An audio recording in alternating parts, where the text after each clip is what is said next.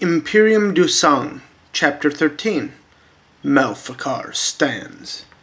An image impresses on my mind one of the memories of the past. In the memory I see a Cryptoroptera. There, and imagining it then becoming the bat, I take to the moon-drenched sky. Awaken new this ability to metamorphose. The sky fresh and new, never being where eagles dare, seeking the morning, and the third star to the left, to a dream, a little dream of Notre Dame. Making it a quarter of the way in one night, the next night I made it because I smelled sweet evil, and made its blood my own. With my blood quickened I sped across the night a shooting star scream. As this bat out of hell, I found my way to the chiming bells in church. Was in session. For my next trick I performed, a rat I became. Through the cracks I crawled, through the building to the chamber, the church in procession, and those sounds so lovely. My enemy stood before me, the man that first trapped me and tattooed me. The one that tattooed me is the one I must kill, and the plan must be precise. My doppelgangers and my creator's doppelgangers tightening the noose. Let it not be frayed, let it be tight. Let them be cursed, that hung from the tree. It was written, and we would hang our enemy in the sun, if we have our way. In that moment, as a rat in the shadow looking up at this foul ministry, plotting and planning a game against the man, a fleet-footed race to the end of an end, with an edge. First I must find the target and catch the man. I sit and listen, the congregation is enchanted. I could tell fully they were in love with that undead presence, and if it was not for my hate, I may have been beguiled. The vengeance fueled me and protected me from the oration's allure. The sermon was over, and it was time to go home. Tonight was not the night to strike. Pulling the air into my lungs deeply so that I might capture a fragment, a scent, or some fact about who I was hunting. This evidence would determine how I would hunt them. The air was clean without trace or track, but evidence of this event would help me conclude. And so here I hatched with spark and fire the death within my mind's desire. Feeling the icy shiver of fear, did I stay too long? Making a hurried shadow skulk out of the church to the street and then the sky. The pain of transformation, a mind's bliss. As I floated through the growing darkness to the home of Yorick, the home of Amadeus, making it to my home, then I made my finger transform to blood and poured myself through the door slot.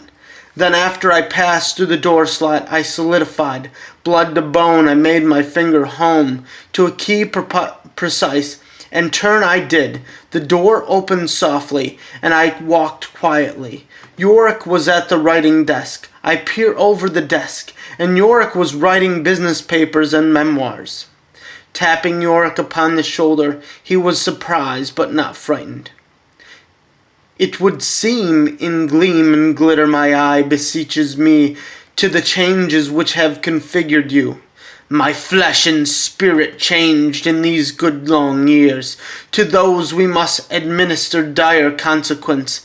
I must sit here now, and to these letters I will craft in deft hand amongst the characters and forms of these requests.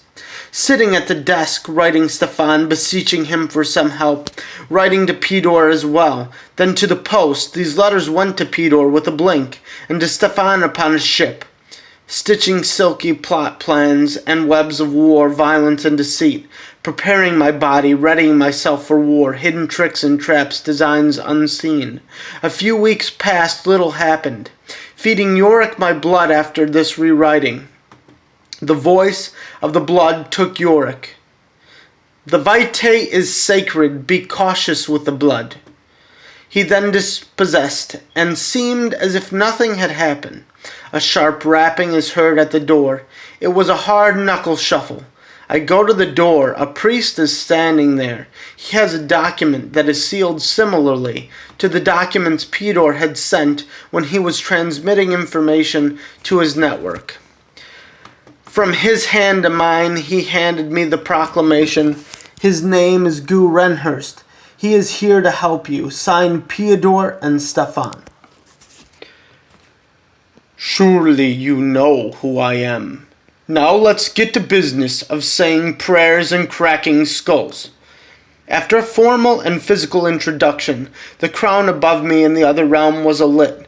In my spiritual mind I saw two apparitions chained to a being whose soul was like a storm of salt and pepper entropy. Back to the world my eyes peered into this world. We went a large table in the library.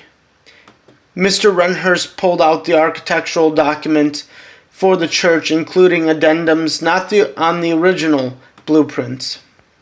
Our enemy is not alone here. On some days during some events he will be alone. On those days that call out, the first day, when he is alone, we will strike. On All Saints' Day is the day he will be alone. This will not be for 2 months. Go over these plans. Put them to memory. This man is a master of shadow. I have the map now in my mind, but I will look at it there, thinking, planning, cutting, folding the space in my mind until I know the space and the structure. I will know the energy and the mind of the place. Disguise my immortal visage. How do you know my talents? Stefan briefed me before I journeyed from the Americas to help you. What is the state of Stefan? You mean old fire and brimstone? Still killing and more than usual. A bad penny wherever he goes, they die. So many die. We all play our part, though, in this strange dance against the immortal firmament. If that changed, I would think something was wrong. The blood of evil being spilt cleanses the world. A baptism of blood. What are you trying to build for your family? An empire of blood!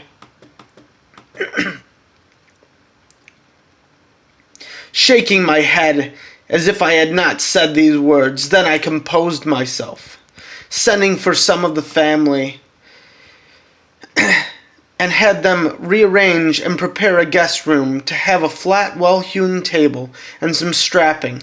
Then Mr. Renhurst laid upon the table, and I did my best. First I incapacitated him by severing his spinal cord with a pinch and twist against his flesh. On the table he fell limp but aware. For a split second his soul crossed my mind. How delightful it would be then. The smile fell away, and I set myself to work. First making an impression of his old face by taking a pigskin and placing it upon his face, and with a gentle rub I was able to pull the form to his. Then I did the same with my face. Then I applied the flesh mask to his face. With a few pinches and pulls, and a good deal of craft, presto, his face was my own. Then I set to his hands, and then it was done. Pulling his spine and nervous tissue back to alignment, and voila! Taking a cloth, I washed his face and hands with water, then olive oil. Then he was ready for the work of following the priest. I then handed him a flask of blood. He was pleased as he supped upon the vitae. The next night there was a silence in the house. Nothing moved, no one moved, even I felt compelled simply to sit in the study and read. On the next night Mr. Renhurst took to the streets of Paris and Notre Dame Cathedral. In the cathedral, sitting amongst the crowd in the pews, and observed, his eye followed the priest at the end of the sermon. The priest exited to the left. Again he sat the night after. The priest still exited the same way. Then he found a pattern and rhythm. This being's attendance for these events was high, and the audience was in a bit of a mass frenzy when he spoke, so happy, so pleased, and very willing to fill the donation bowl. This being was surely able to get the ties of his congregation. Every night we met discussing the pattern, discussing the character of the man, his movement. Mr. Renhurst told me in one of our meetings that the character of the shadow and the spirit was different when the man was in the church, and significantly so, as he stood in front of the congregation. We agreed that a frontal assault would not be to our benefit, and that we would come in after the oration and follow him to his inner chamber and strike there.